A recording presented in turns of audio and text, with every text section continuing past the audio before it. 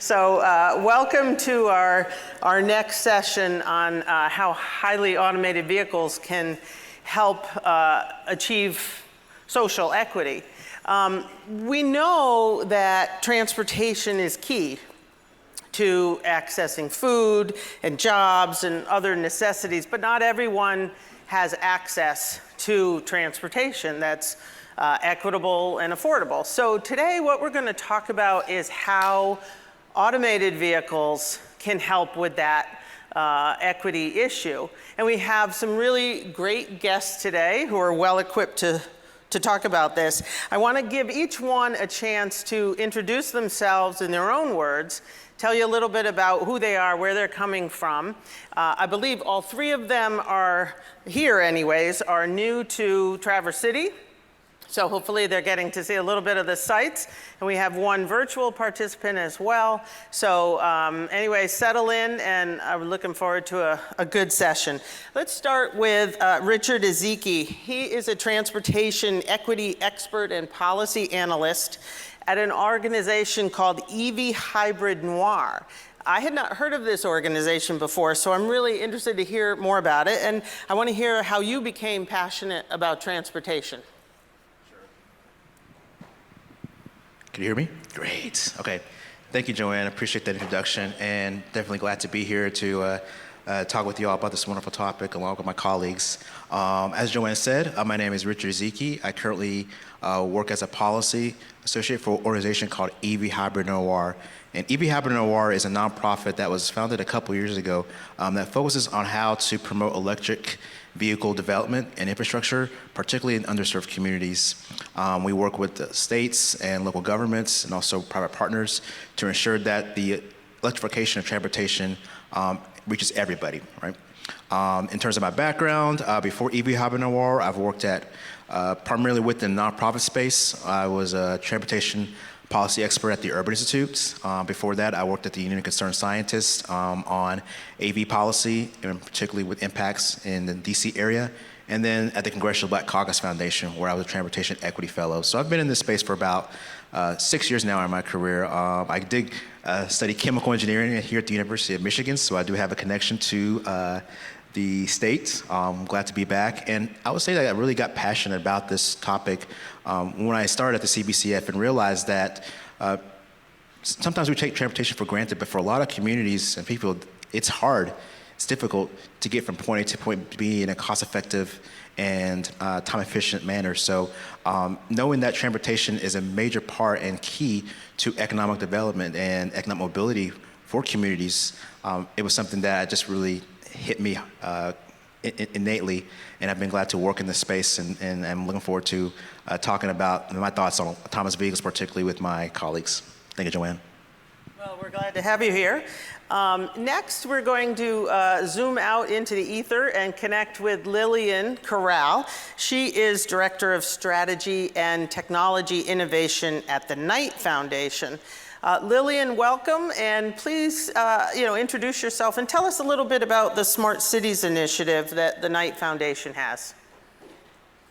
Thanks, Joanne, and hi, everyone. I'm sorry I can't be there in person, but really excited to join you from Los Angeles, California. As Joanne mentioned, I work for the Knight Foundation. I'm the Director of National Strategy and Tech Innovation, and Knight is a national foundation with strong local roots. You may know the name from the Knight Ritter Corporation. So it's the foundation of brothers John and James Knight. And we operate in the 26 cities where the newspaper used to circulate and invest in journalism, in the arts, and in the success of the cities that this newspaper circulated. And one of the big things that we have done over the last, there's always been an innovation thread actually in everything that Knight does. But one of the things that we've really been focused on over the last 4 years in particular is looking at the impact of technology within the communities that we invest in. And key to all that obviously is all of the smart cities investments that are being made throughout the world, and all of the impacts that that's having in the way that cities are modernizing. So we've developed in 2017 what we call a very resident-centered approach to thinking about smart cities and communities. And one such initiative is an autonomous vehicle initiative that seeks to really drive engagement in the testing and deployments that are being done within the communities that we work in. And so 3 of our communities are, particular are of particular interest in testing. Those are San Jose, Miami, and Detroit. These are communities that naturally have had a lot of AV testing in them. And so we started to invest in those communities and in Pittsburgh so that we could learn from them. And there's a 3-pronged approach to that investment. One, we are funding public engagement, resident engagement in the actual testing that's happening on the ground. We are also supporting a cohort, technical assistance, and learning model so that the cities can really exchange lessons learned of how they're working with the private sector, what they're learning from the public. And then we're developing an assessment. And all of this is with a frame towards giving residents a voice and seeing if we can't link testing to more equitable modes of mobility in those cities. And I'll share more later. Next, we have Greg Rogers, and Greg is the Public Policy Manager at Neuro, which is currently starring in a commercial with Domino's Pizza. Many of you have probably seen that Neuro vehicle. But Greg, tell us a little bit about what Neuro does. Yeah, thank you, Joanne, and good afternoon, everyone. So my name is Greg Rogers, as Joanne said, Public Policy Manager at Neuro. And so Neuro's building a new type of autonomous vehicle. We're focused on building autonomous electric vehicles for local deliveries. It's a little bit different from other AV companies that you might have heard of, because what we're doing is we're trying to build a vehicle that's going to be designed for not carrying occupants at all, ever, but instead carrying goods. Can we go to the next slide, Joanne? I'm trying to make it show up. It showed up for a minute, and I'm not sure. It's all right, I'll draw it out. I'll draw it up there if I can get a marker. So anyhow, the fact of the matter is that 43% of household trips are for shopping and errands. We spend a lot of time in transportation talking about commuting and going to school and things like that. But commuting is just about 24% of that. And so when we think about how people can access the things that they need and what transportation equity should look like, we shouldn't just be thinking about personal mobility, but access to goods mobility. And our, perfect. Is this the right one? Yes. Okay. It looks so much better than if I had drawn it myself. And so we spend a lot of time running errands. And this is, of course, a big burden for everyone, but especially for working families. We'll go ahead and skip to the next slide, Joanne. And so here's our vehicle, the R2. You might have seen this in the Domino's commercials. And we tried to do a few different things when we designed R2.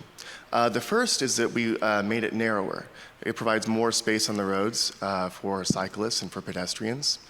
We also made it smaller, meaning that it only has to carry the things that people need. And we also made it lighter, meaning that it can stop faster, which protects vulnerable road users. We have 5 different kinds of sensors. And ultimately, our goal is to find a way to better everyday life for everyone through using autonomous vehicles to connect people with the essentials they need in their communities. Next slide, Joanne, real quick. Whoop, there it is. Awesome. It's perfect. Once again, better than it would have looked if I drawn it myself. Right now, we're operating in Houston, Texas. That's where we're focused on growing at city scale.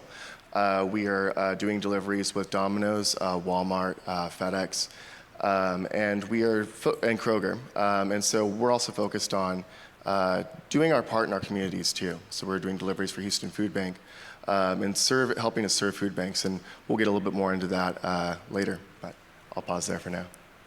All right, thank you, Greg.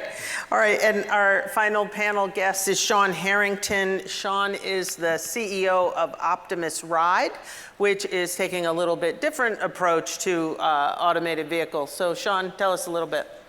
Thank you, Joanne. And you're right, this is my first time in Traverse City. I did grow up in Canada, however, so I do feel a little bit closer to home right now than my day-to-day life in the Bay Area. As Joanne mentioned, I'm the CEO of Optimus Ride. I joined the company in December of last year. If we could go to the next slide. Optimus Ride, for those who are not aware, we're the leading autonomous shuttle company that has developed a full stack level 4 autonomy system that we operate on a low-speed vehicle, as you can see here in the image. That's a Polaris Gem, and we deliver mobility services using that autonomous vehicle system. This is all about people moving, so unlike Neuro, we're focused on how do we move people conveniently, cost-effectively, using an all-electric platform that is predominantly operated in campus and community environments. So from a technology standpoint, the company made the decision very early on to focus in on a set of use cases where the AV challenge was more tractable in a reasonable time horizon with less risk and capital required. So what does that mean? It means we focus on areas where there's a concentration of short trips, so roughly 3 miles and less, lower speeds, so 25 miles an hour and less, and where there's a lot of repeat travel. So these are academic campuses, business campuses. We operate in mixed-use developments, master plan communities, and the idea here is to take AV technology and be able to unlock the value that comes from removing the cost of the operator of the vehicle ultimately, and be able to address these types of use cases in a way that is more effective and more flexible than traditional public transit options or shuttle options. We are live today with commercial deployment. So if you go to the next slide, Joanne, we've got a few images. We've deployed commercially in 5 locations, in 5 different states, in fact.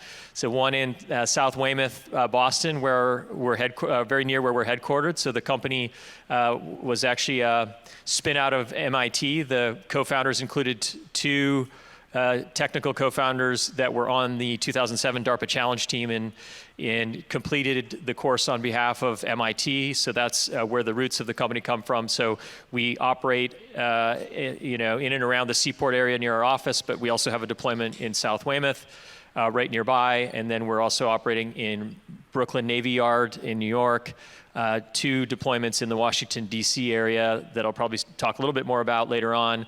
One is the Yards development, which is a Brookfield property. The other in Reston, Virginia at Haley Rise. And then lastly in California at a senior living community called Paradise Valley Estates in Fairfield, California. So excited to share a little bit more about how the technology and service that we offer ties into this question of equity and mobility. Great. All right. Well, we're going to start with some discussion here and Q&A, but I do want to encourage the audience to submit questions as we go. I'll be able to see them here, and I'm very happy to ask your questions rather than mine. So, but let's begin, set the table a little bit. Richard, what I'm hoping is you can talk to us, what do we mean by transportation equity, and where are the shortcomings? Can you give us some anecdotes, some insights into what, how we're going to frame this discussion? Of course, Joanne. So when I think of transportation equity, the first thing that comes to mind is people, right? It's providing resources for people to get to where they need to go efficiently, time effective, and a cost-effective sort of way. And so having resources that allow people to get to where they need to go, and making sure that those resources either are equal for everybody if they are at the same level, or if there have some innate challenges, that the resources available can be adjusted to where everybody again can get access to transportation in an effective way. That's when I think about equity. And when we talk about examples of equity, some examples that I think about are, if you may be familiar with metropolitan planning organizations. If you're not familiar with those are organizations that oversee metropolitan areas of 50,000 people and do their long-range planning for the next 30 years. And these organizations are required by the Federal Highway Administration to do what they call an environmental justice analysis. And they have to ensure that their long-range plans, whatever infrastructure building they're doing, has to ensure that there's no undue burden put on to members of the communities. And so they have to do these analysis. They have to identify communities that are typically underserved, people of color, disabilities, senior citizens, low income, for example, and ensure that any developments do not place any undue harm on them.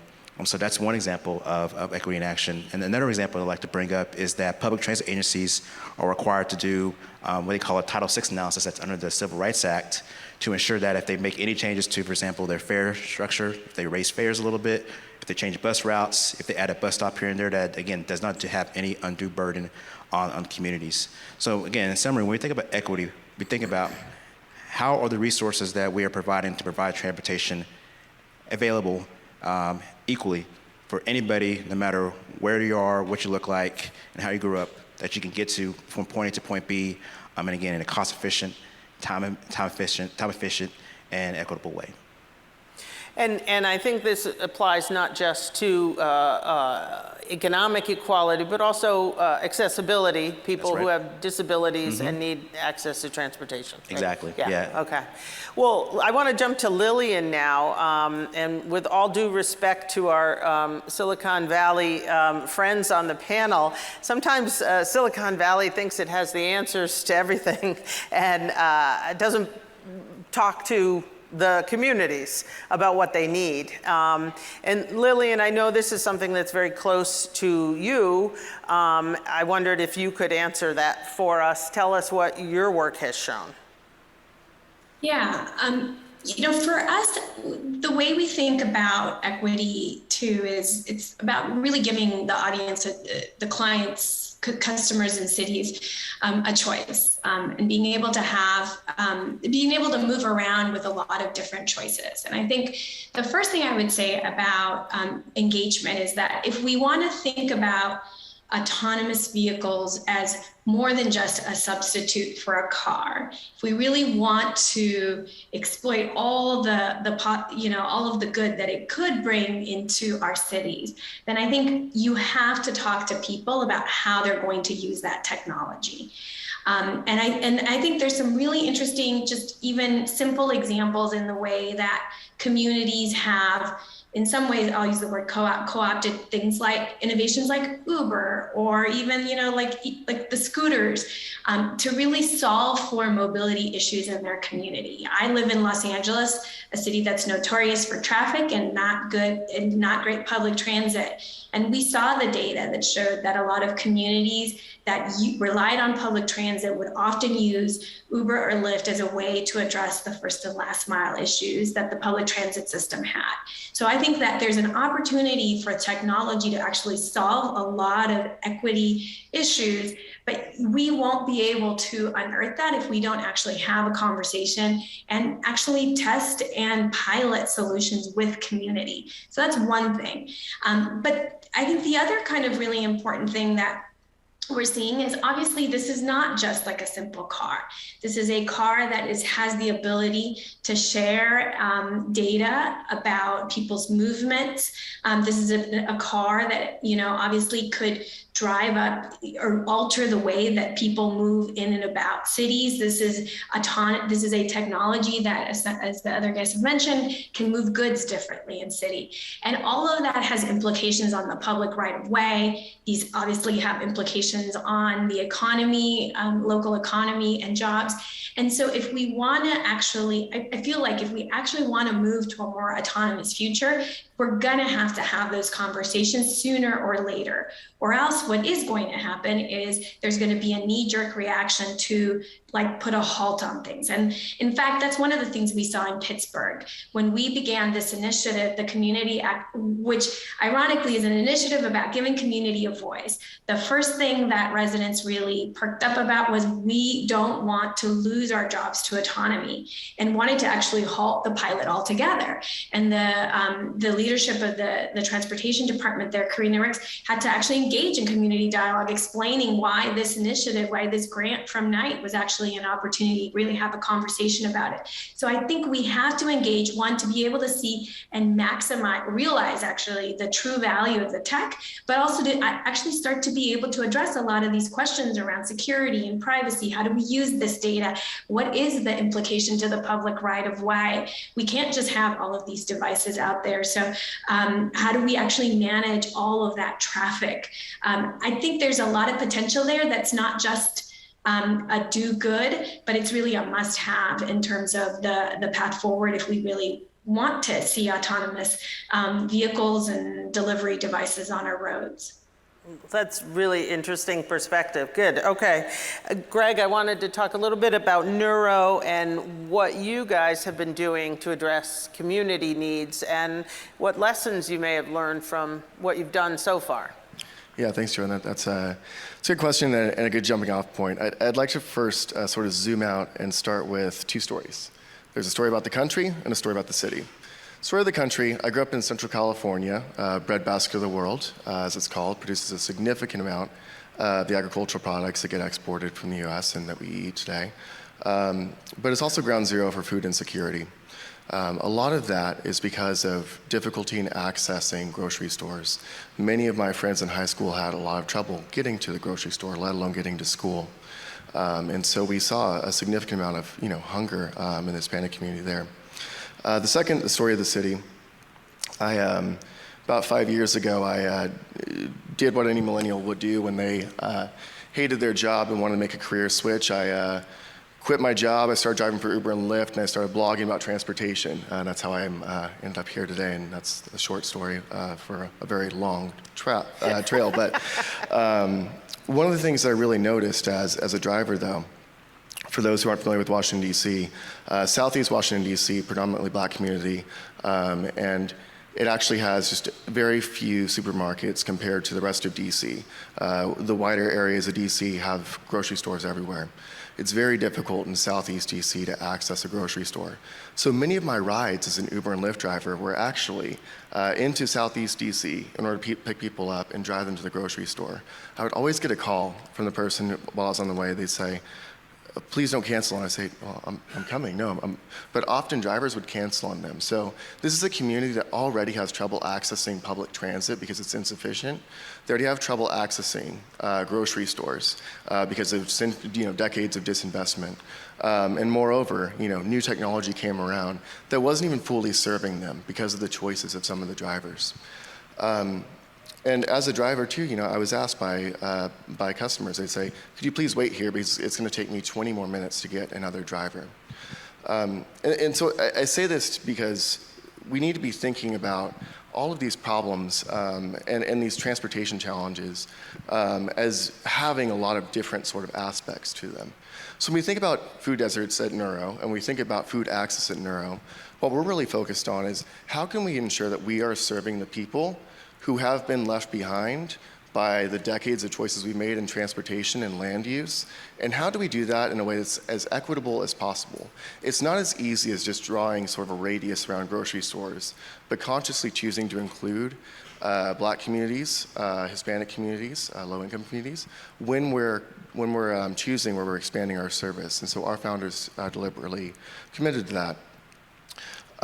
But we did an analysis last year, and we found that 20 million low-income Americans live in food deserts. We found that we could serve about 14 million of those, or 70%, using delivery EVs traveling at up to 45 miles per hour. This requires a lot of community engagement, as we talked about and as Lilian suggested, and that's something that we have people working on full-time to get out in the community. We show up at local events. We meet people where they're at because we understand that not everyone is going on the internet. They're not all going on Reddit and looking for autonomous vehicles. Instead, we're trying to meet people where they are in order to serve communities that need access the most. Sean, I wanted to ask you a similar question. What has Optimus Ride been doing to actually solve real transportation issues, and what lessons have you learned? Yeah, so just to start, to explicitly say, I agree with your comment up front in poking fun at Silicon Valley and technology, that certainly we know that technology unto itself is not going to address these larger societal challenges. Technology is a tool in the toolbox. It is it can be used as part of the solution, and that's the way we think about what we're doing with our AV shuttle technology and service. So in terms of how we've deployed today and how we think about the opportunity within the context of addressing inequities in access to transportation. So first off, we see AV shuttles as being a very complementary service to existing public transit and being able to provide first and last mile service that enables people who may not be able to afford their own vehicle or today have a very inconvenient commute or transportation option because they don't live close to metro hubs. And so one example of that is the Brooklyn Navy Yard, where we operate our shuttle service today and we just celebrated our 2nd year anniversary operating there, have delivered 30,000 plus rides to passengers. And the reason we were brought in is because the ferry service that comes into the Brooklyn Navy Yard, which is an industrial park and sort of tech hub and ecosystem for those who've not been there or not aware of it. But it's a transportation desert in that you have the ferry service that comes in, metro stops that are 1.5 miles, 2 miles away.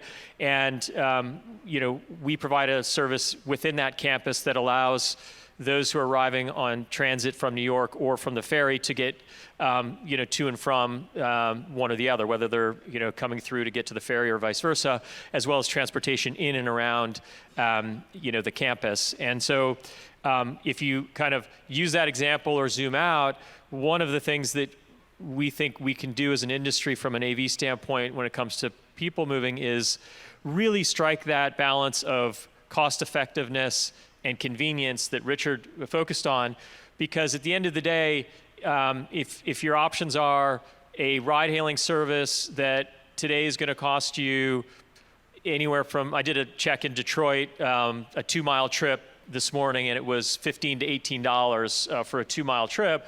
If that's your option that's convenient, or the other is I'm going to go the cost-effective public transit, but I might have to walk 20 minutes and then my whole trip takes me 50 minutes, what we think is happening already and will continue to accelerate with AV is the ability to better optimize for cost and convenience, because of course a large part of the cost to operate any transportation service is the driver today if it's a vehicle.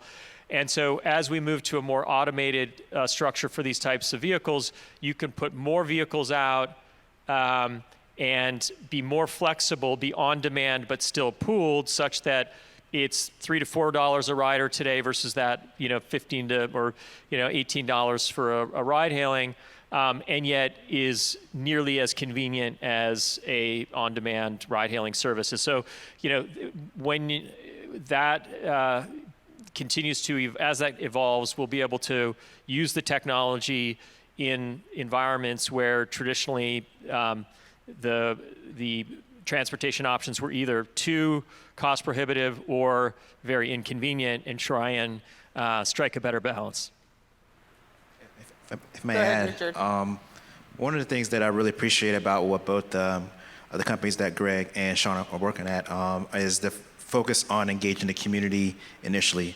As I mentioned, too many times when it comes to new technologies, we kind of put it out there, hope that it works and it fixes the problems that are out there, but we don't engage initially and identify what the real problems are.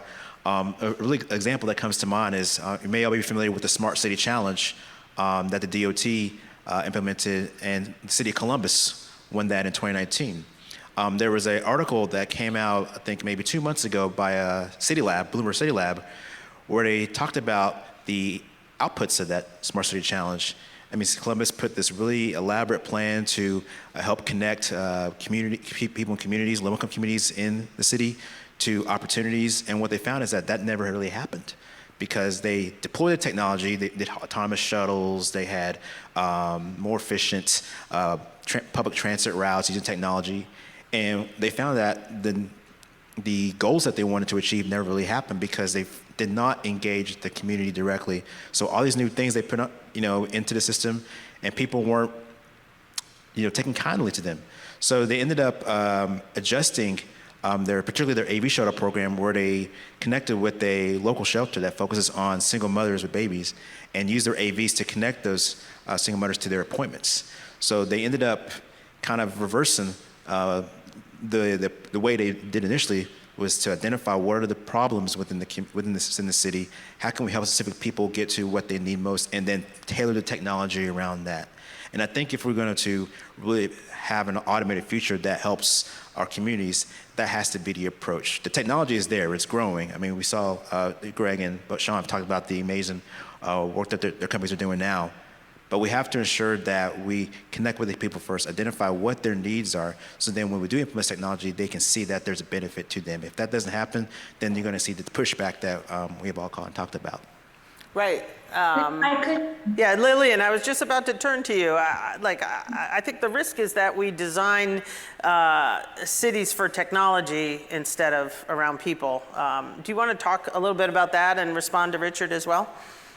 Yeah, no, that was a great prompt, and I also saw that article. I believe it was actually in the Wired, in Wired magazine, or there was one also there. And I think the end of the article actually led to you have to do engagement.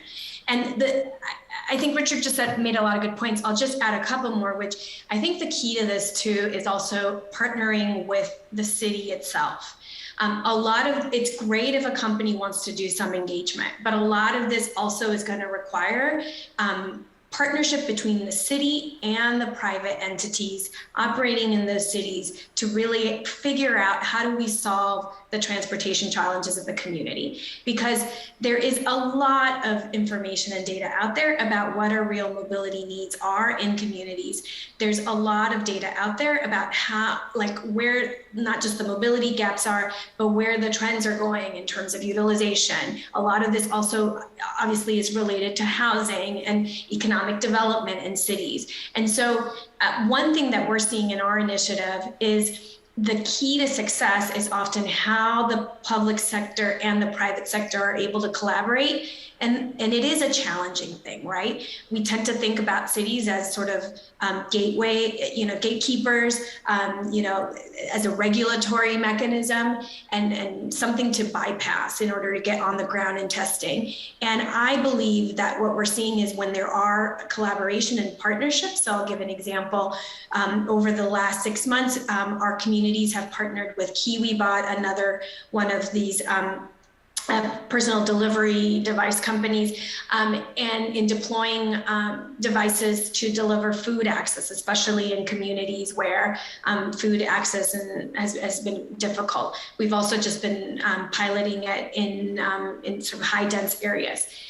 Some of the best lessons we're learning are more around how the city and KiwiBot are collaborating.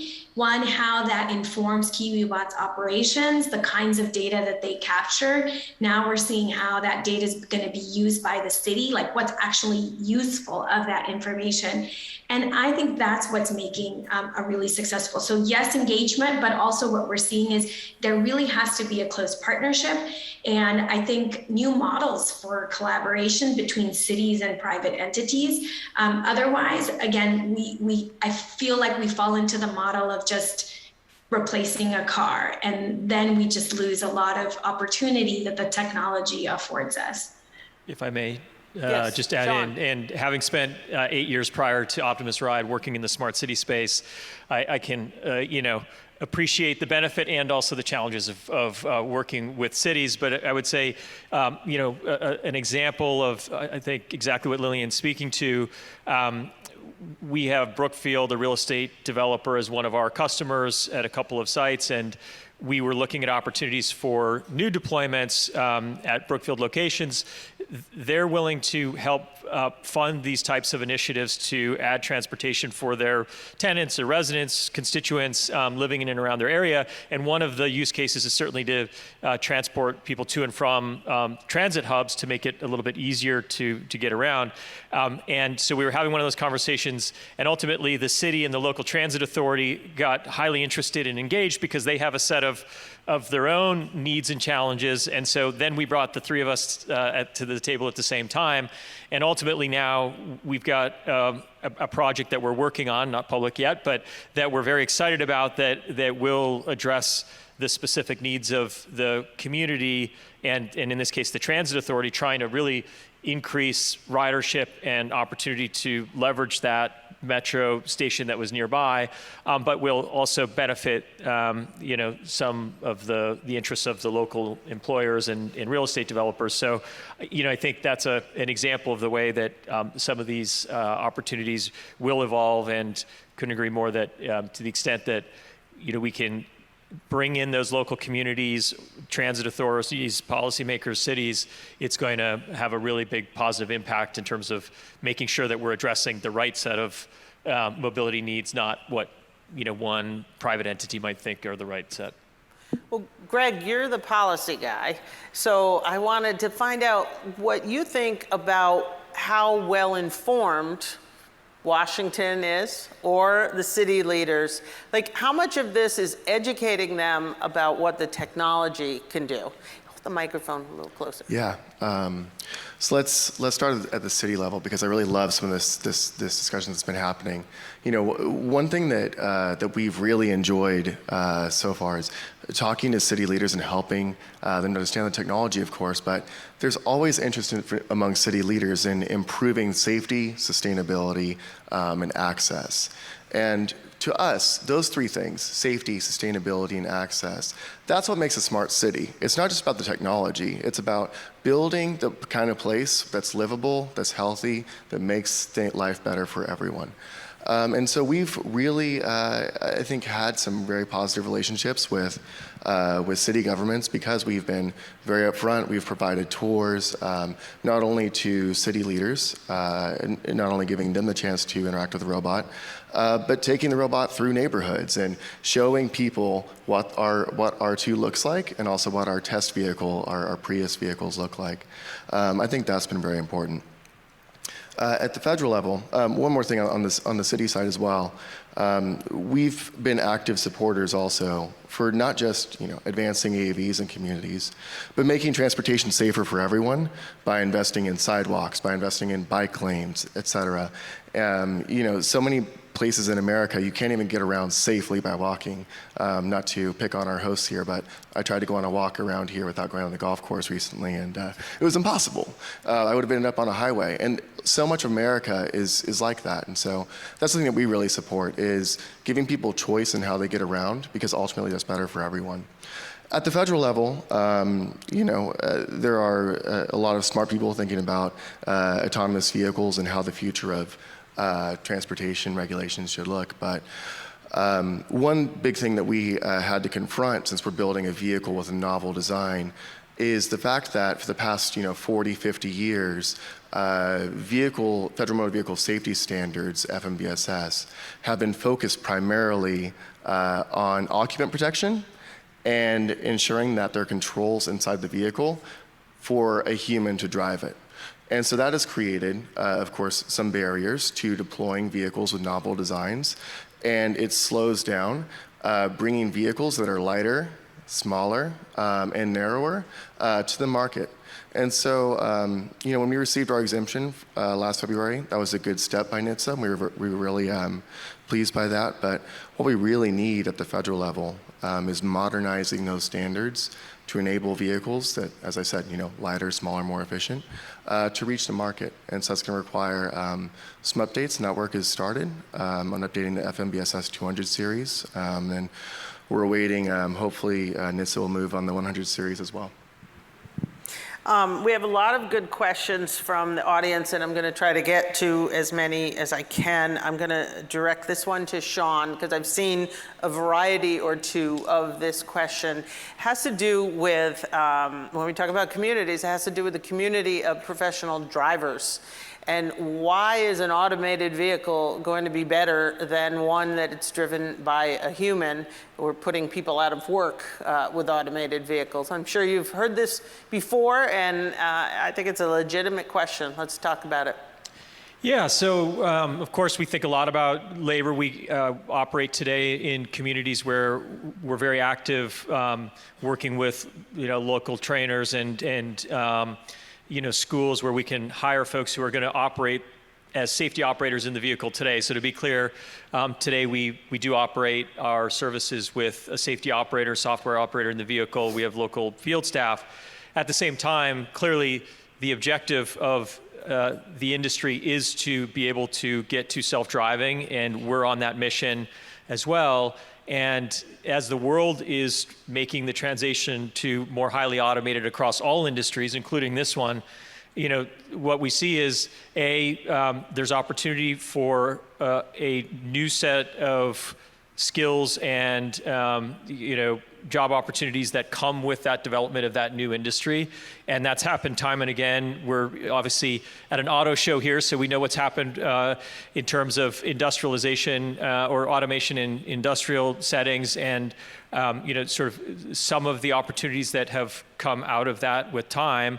And similarly here, there is a whole set of employment opportunities that are going to come in the AV space as we make that transition. Just one example is, there is a set of remote monitors and field staff, and of course all of the software development work that comes with this field to enable it, and that is certainly going to, gradually supplant the need for drivers, which, by the way, today are hard to find, in many environments, as we see with the cost of the TNCs, the ride-hailing services, as I mentioned. It's largely because there aren't enough people who are willing to drive, especially in commercial environments where you have public transit operators, and if you have to have a Class C. So we're facing a shortage of folks who are able and willing to operate commercial vehicles, as well as a set of new opportunities that come with the advancement of this industry. And that's it's going to be a transition that we all go through, and we see as being a net benefit in the long run. Richard, don't we just need better public transportation?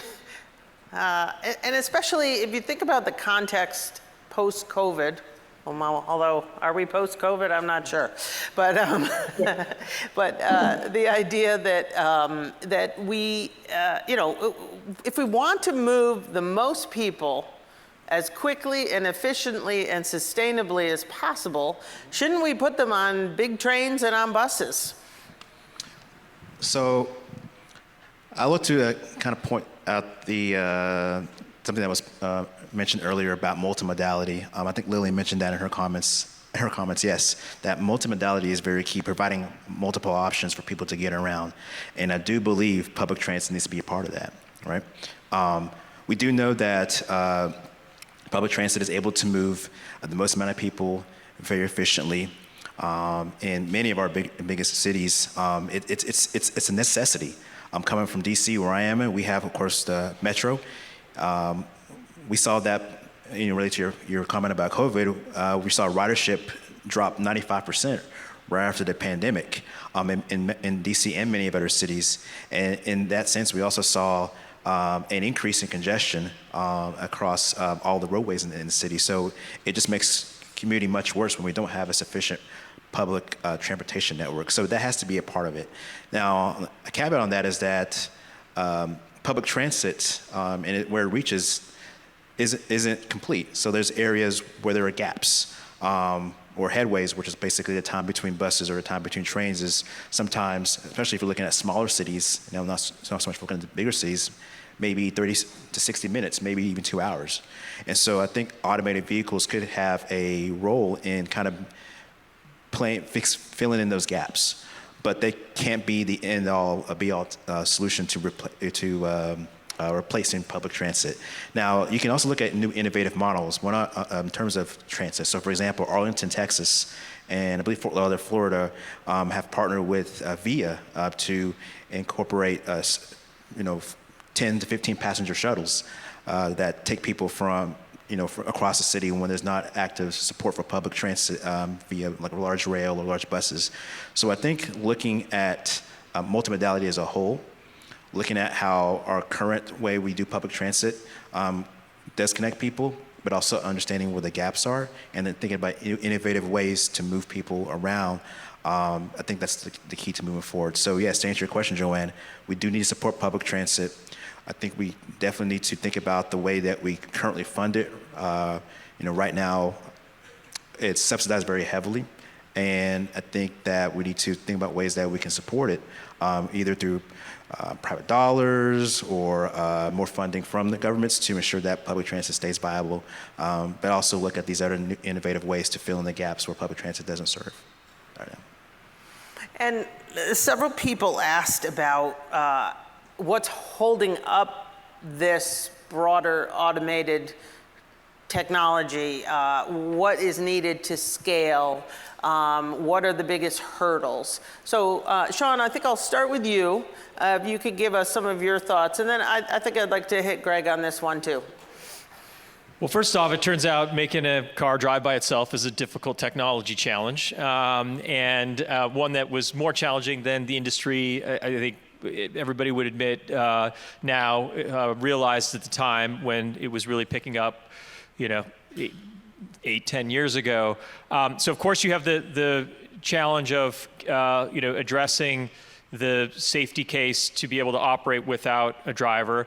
But with it, I would argue there's a whole set of sort of user adoption and business model questions that need to be addressed. And the approach that we've taken is that when we're thinking about how to go scale this business, it's about doing both in parallel. So we're out operating in those commercial environments and scaling up, as I mentioned, in part so we can have consumers get, and riders get greater access to the technology and get used to it. So we can get feedback, from all different types of communities in terms of what's working well with the user interface, the human-machine interface that we're, developing, and also with the customers, the campus operators or the cities, the transit authorities that are going to, help, fund these services.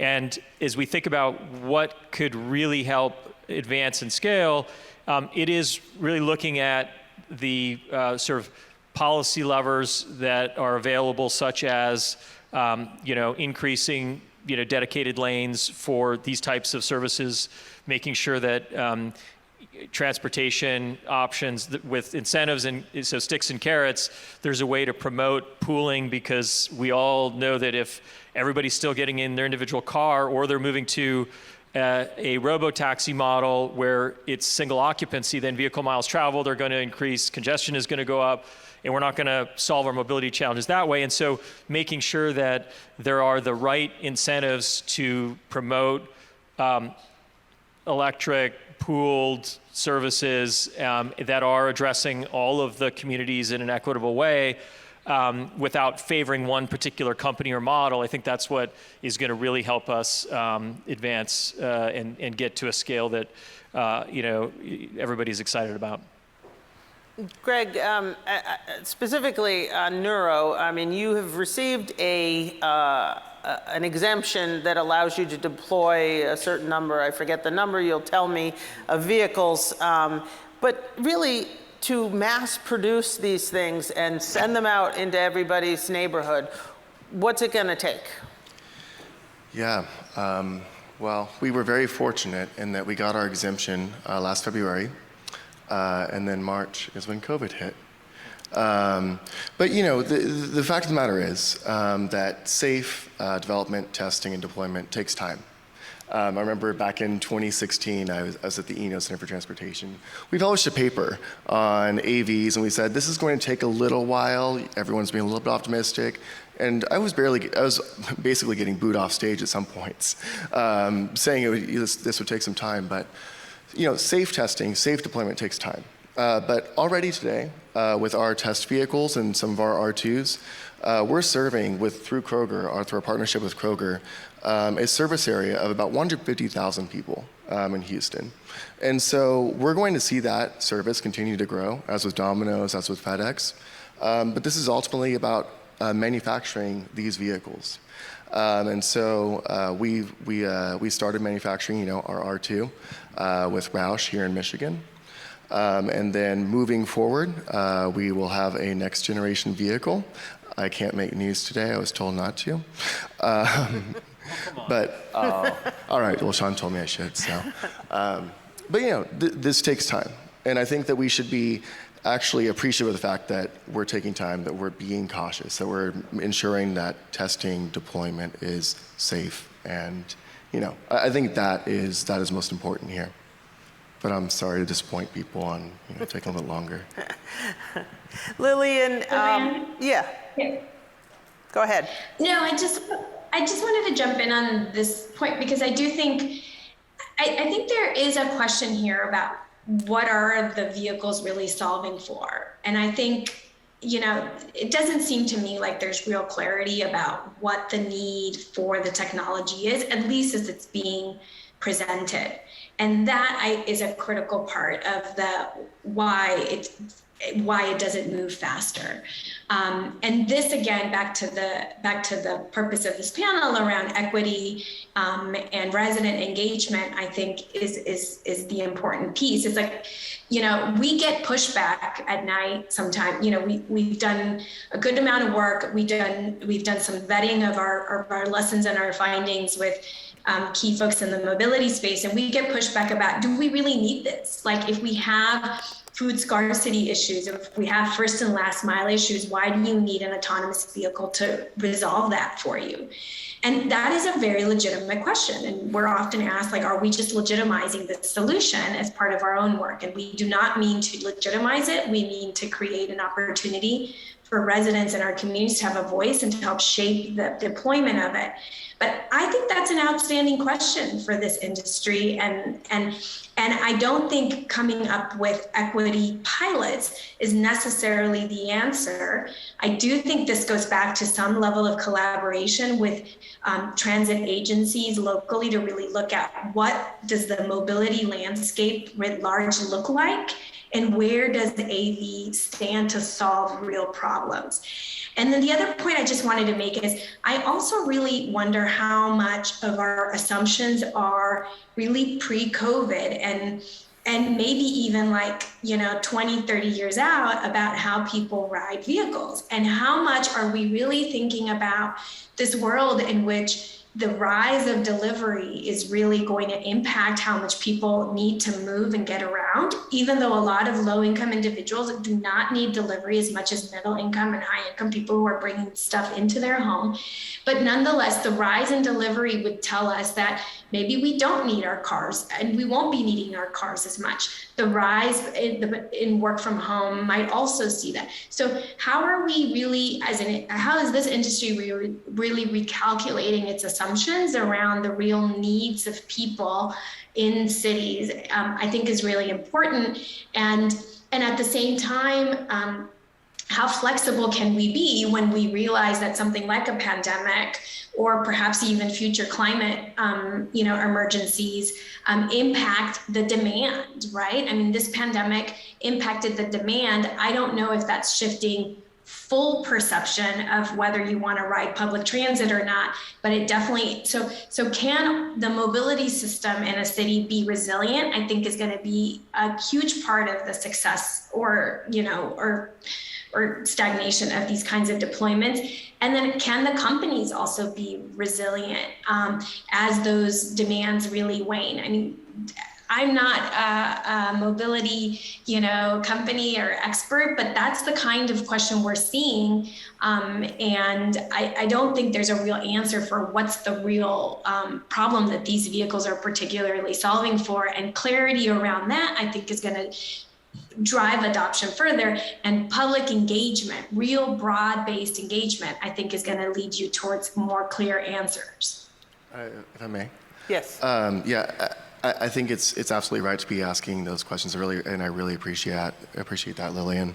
As a tangible example of working with cities and communities to solve problems, one thing that we've done, we're conducting a pilot right now with Houston Metrolift to help paratransit users access groceries in their community through Kroger. And for many of the paratransit users that are currently using the service, it is far more comfortable and far more safe for them to get their groceries delivered using an accessible interface, because for a lot of folks in wheelchairs and with a variety of disabilities, it can be helpful, if incredibly helpful, to have help in getting your groceries picked and packed by someone else. So we've been really excited to see that have a positive reception. We'll be sharing more there later. But I think that, on your point about COVID, I think that COVID actually revealed some pretty gross inequalities. I think that we all saw those pictures of the food banks, and I think it was Texas and Arizona last summer. People were driving their trucks, and there were long lines of trucks and SUVs of people just waiting to get their food from a food bank. And so they were burning fuel that they could not afford in order to get food that they could not afford. When we have to have something, a philanthropic effort look like that, you know that something's broken in this country. And so a big focus for us, yes, is talking to the community and figuring out how can we actually help to serve these communities. And that was a big motivator for us to work with Houston Food Bank and a lot of the other charities that we did in order to help bridge that gap in access. Sean. Yeah, I have to just also respond and totally agree, Lilian, that it is the right question to ask. So what's the benefit of going to automated? And I just would come back to the point earlier about the balance of cost and convenience. So when it comes to post-COVID, we see a lot of people moving away from public transit, at least for the time being, and moving away from planes and trains and spending more time in their own cars. And for those who can afford it, that's great. But for those who can't, they're now left with public transit options that are even less funded than before, and are generally, those agencies are looking at their options and saying, well, we can either extend bus routes, and those are, again, very costly to operate. We can look at putting out new metro lines, light rail, or we can augment what we have to make it far more convenient and cost effective by offering more on-demand like pooled services. And so that's where we see, and that's not just automated vehicles, there are manually driven vehicles that are all electric. Richard mentioned Via as one company that's out there. There are many others that are operating these smaller form factor vehicles. And then you say, well, then why automated? Because in the long run, if we look out 5 or 10 years, we can't afford to offer that flexibility and also be cost effective, because if we're being that, if we're going to offer that much convenience, ultimately it's going to end up the same cost as a manually driven ride-hailing service.